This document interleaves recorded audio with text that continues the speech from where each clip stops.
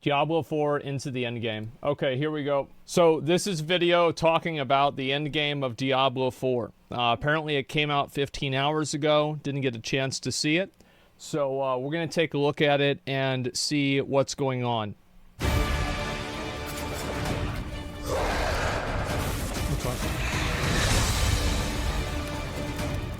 We're really excited about getting this game into players' hands and letting them experience this massive world.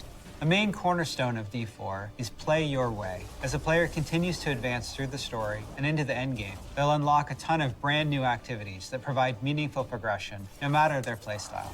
Okay. Players will be able to keep progressing in the narrative of the game. Alongside that, the whole team has worked on crafting a variety of different experiences players can pursue. We're going to have an entire world of Sanctuary for our players to offer. There's going to never be an absence of something to do. After the player has finished the I don't doubt that, but I just I feel like the problem is that if the thing to do is the same thing over and over, that's the problem. That's what I'm worried about. campaign, there's a lot more game to go and participate in. They gain access to a special, what we call capstone dungeon that they have to complete. Okay. Once they're able to finish this capstone dungeon, they're going to gain access to the first world tier. As you complete the world tier, it will open up the opportunity for you to go into your next world tier. That Okay, involves so this is how it works. So you have 4 different world tiers, and like the first 2 are unlocked already, and then I guess the next 2 you would just unlock by getting better gear and shit like that. All right. unlocking powerful loot, new items, and more advantages for your player to have a better opportunity at end game. Whether you're a fan of dungeons, PvP, or just roaming around the world, there's a way to continue your Diablo adventure long after hitting max level. As your character continues to grow in power, you'll start with the skill tree and expand out into the Paragon system. A lot of the choices the players make are grounded on skills themselves and the fantasies associated with those skills. Paragon board is a place where we're allowed to have a lot more depth, a lot more customization. What are some of these options here? Dexterity, Paragon board is strength, a place where we're allowed to have a intelligence. lot Okay, more that's like 5. You deal 5% increased damage for each nearby enemy that's crowd controlled. That's really fucking good. Holy shit. Okay, wow. I mean, no, I expect to be like a lot of these are going to be like +5s and shit like that. I mean, that's how it is in PoE, right? You're just deciding which big nodes you're working towards. depth, a lot more customization, many more options as you go. You can rotate the board, so you can choose a different path if you're like, I want to do more strength-based things, or I want these particular boons. Or The only thing I'm concerned about is like there being only one way of doing this, and there not really being a lot of legitimate like customization or things like that. So it's just like that's what I worry about more than anything else. You guys see what I'm saying? There's also glyphs to plug in. Yeah. I know that this might be hard for people to understand, but whenever I watch a video and people make like just random comments on the way that people look in the game, or sorry, in the movie, video, whatever you want to call it, that is an immediate permaban. So it's pretty simple. Like if you say something rude about people in the video or whatever, or something that can be interpreted that way, it is an immediate, instantaneous permaban.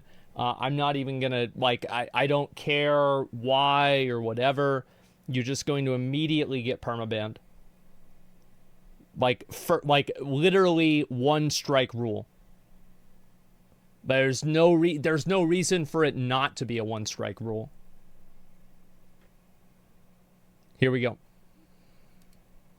glyphs, you can chart your path through it, and they're really a way for you to keep expanding your character and making it uniquely yours.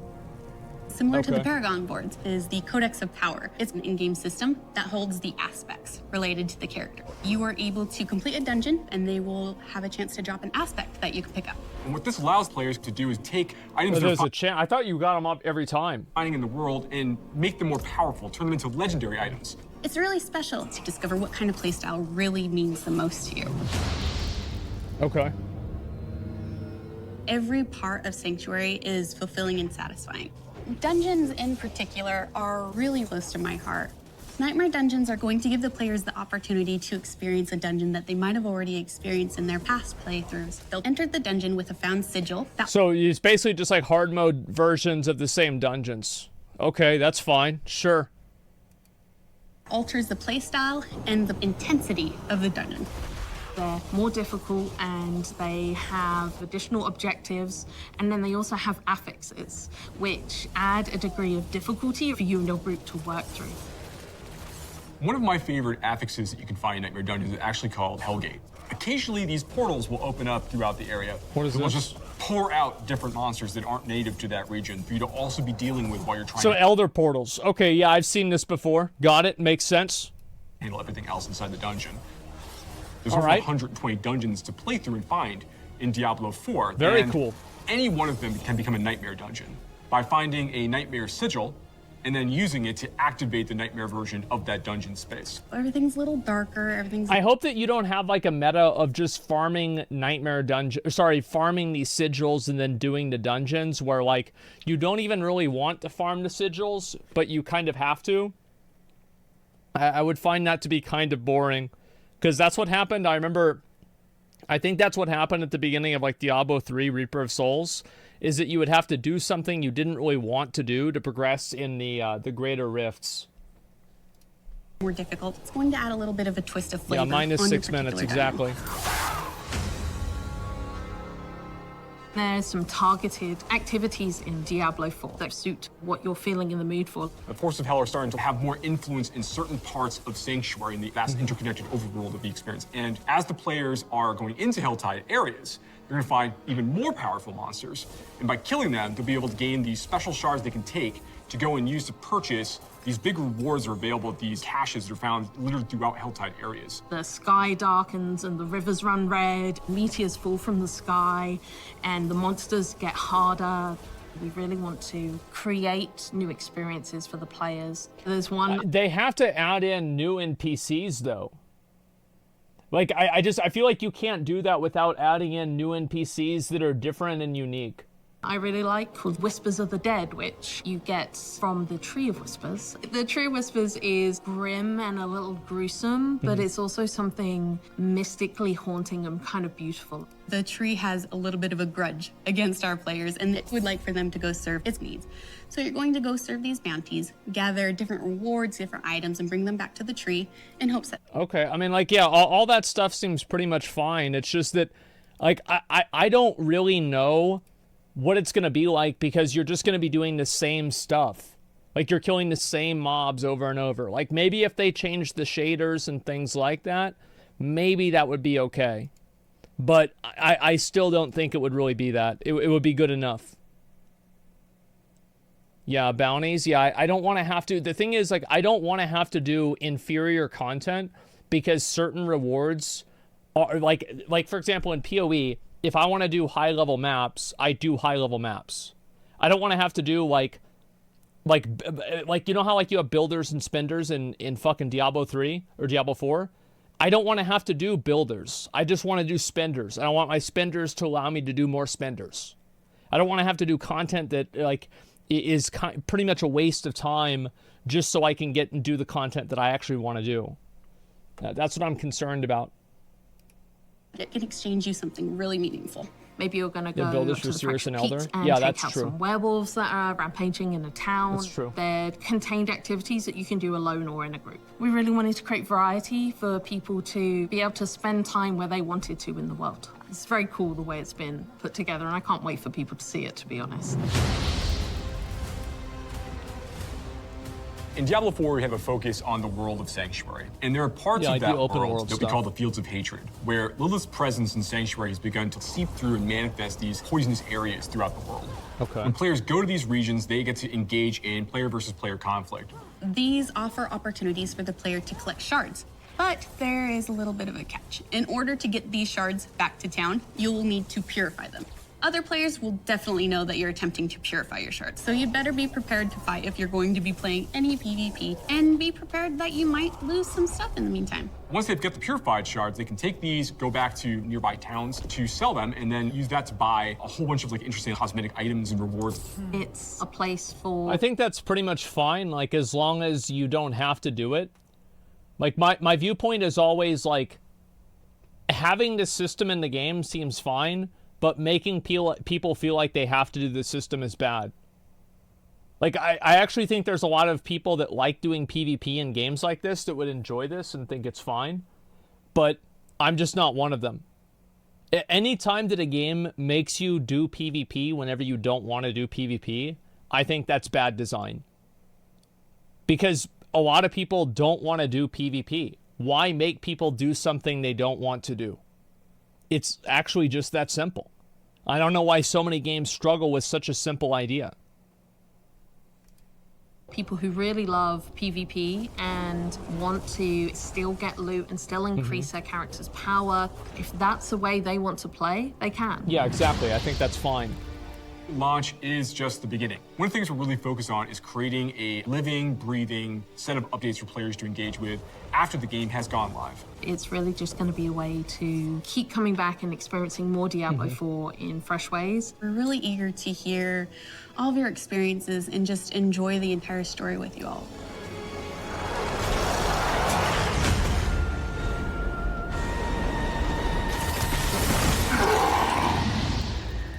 Okay. Well, let's see what people have to say about this. Apparently, this video wasn't received well. Let's go ahead and take a look at it. The Druid Paragon board should have plus 17 damage. Yeah, I guess so. Shard Purifying thing feels like a Dark Zone in Division. I never played that, so I'm not really sure. The best part of this video is whenever the Druid walked in and got one shot. The endgame will be like getting 85 keys for the dungeon door to open. Yeah, that's what I'm not. That's what I'm not excited about. What's the dislike ratio? I don't know. I don't have the add-on. I don't really care. But yeah. So it's 50% dislike ratio, a lot more depth, 5% strength, intelligence, dexterity. I don't know why people like. It's very weird how like people have like these odd double standards for Blizzard, because like PoE has +5 like strength nodes and intelligence and dexterity nodes. Like they have a lot of those. But like somehow whenever, I think it's actually +10, whenever Blizzard does the exact same thing, somehow it's bad. Like I just, it's so weird how people have like a completely different standard for Blizzard. And I don't, it doesn't make any sense to me. I don't know, it's boring for both. Yeah, but like, I mean, sure, but I don't know. Like I don't see the same energy for PoE. So it's like whenever you're selectively saying that, I don't know what to say. Watch your YouTube videos every night. Thank you. I appreciate that.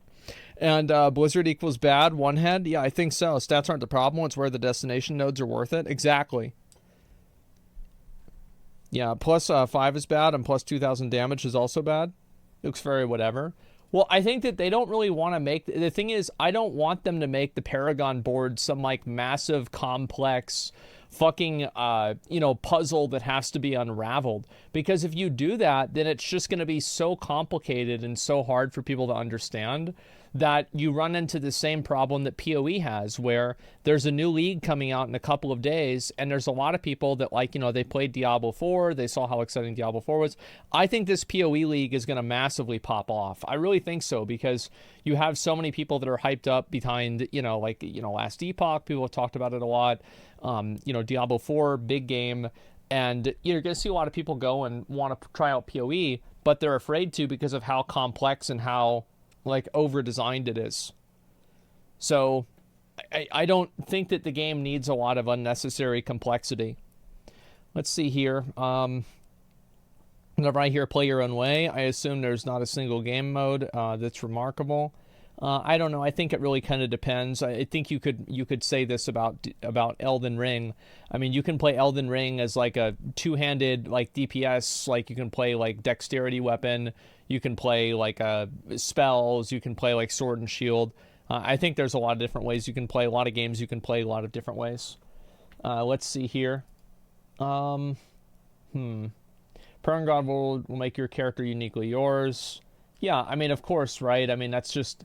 They're going to have, like, builder nodes. That's just how things go. Maybe it would be better to not have any of those. I mean, like, I don't know. I just don't think it's a big deal until I can actually see the entire list. Or see, like, the entire breakdown and make a decision based off of that. You can play item build with Jellyfish Shield. Yeah, of course. You can do a bunch of other stuff. I looked at leaked boards, and the big issue is there's only one legendary and one glyph node per board, and it's only like 2 or 3 boards to be useful for your build. Not really adding in depth, so there's not enough boards. I would like them to not go in at the beginning and add in a bunch of extra stuff. I think that they should release the game and not make it super complex. And then if people want more complexity, you add that in over time. I don't think that they should start at like a scale of 1 to 10 of complexity. Like, let this start at 7, start at 4 or like 3. And then if people want to go up to 5, then think about going up to 5. Don't start as like okay, we're going to have all these systems and they're all going to fit together, because like that's kind of the problem that happened with like WoW, is like in BFA and also in like in Shadowlands, and like Legion, BFA, and Shadowlands had like the same problem, where there were so many compounding systems that it made it effectively impossible for Blizzard to design the game properly, because there were so many different things that had to happen simultaneously. So, and also like you were doing it across so many different modes. It was like, and like all Blizzard did was like just redesign classes every patch, because they couldn't balance everything. It was impossible for them to do that. So I think that really with Diablo 4, if they focus on just making the game, like just making the game kind of simple in terms of playability, and then allowing the players to determine like what kind of complexity they want post-launch, I think that's a much smarter idea than making this like super complex where every single one of these nodes is some big decision. So yeah, I think they're probably making the right decision, even though I can see how a lot of people would be disappointed, because they're like, oh, well, we want a really complex game.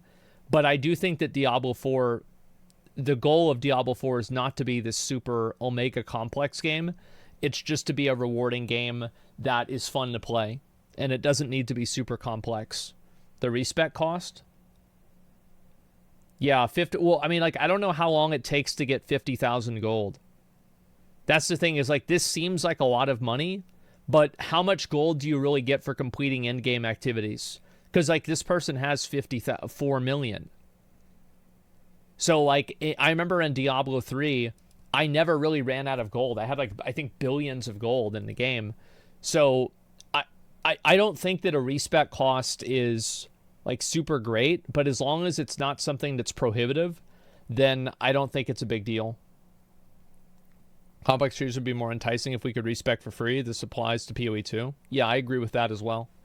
Didn't they say at high levels the point you'll have to remake the character? Yeah, I think that they misspoke with that. I mean, like, I don't think that's really true, but if it is, then I could see that being a huge issue. I hate the respec cost thing. Just encourages people not to try different builds and focus on copy-paste build guides. I think that's definitely true, and I hope Blizzard understands that if you make the game punishing to fail at, people will look up guides so they don't fail. It's really pretty simple, right? So that's what my big concern with like Endgame is. And I think this also happens with PoE, and it happens with WoW. Basically, every game that has like the higher the barrier is, or the higher the punishment is for failing, the more metagaming you have. And whenever you add multiplayer into that, like that multiplies the fucking metagaming, because now you have to get other people to play with you. So I do think that like giving people tools to change back and forth is a good idea. Now, should people be able to change back and forth infinitely with no restrictions? Personally, I mean, World of Warcraft does that right now, and I think the game's working just fine. So what's the problem with that? Yeah. It works perfectly fine. So yeah, I don't know. I don't think that we really need to, I don't think we need to really reinvent the wheel. New World should do that too. They pretty much did. New World reduced a lot of the cost of everything to respec and all of that stuff. And I think it's made the game better in the process.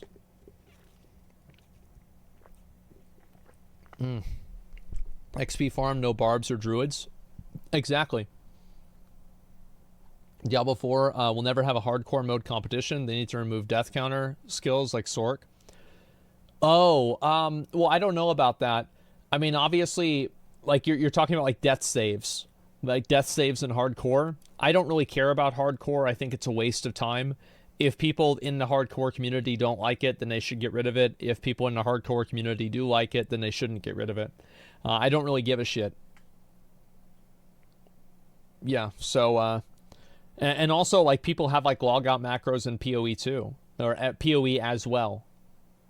So yeah, there's a lot to keep in mind. Let's see what else we've got here. I was going to look at a few other things too. And yeah, overall, I mean, I don't really see why people are this negative about it, this video, but I think that, again, this video didn't make me more confident in the end game. I'll definitely say that. It's pretty much what I expected, but I think a lot of people, again, you know, there's a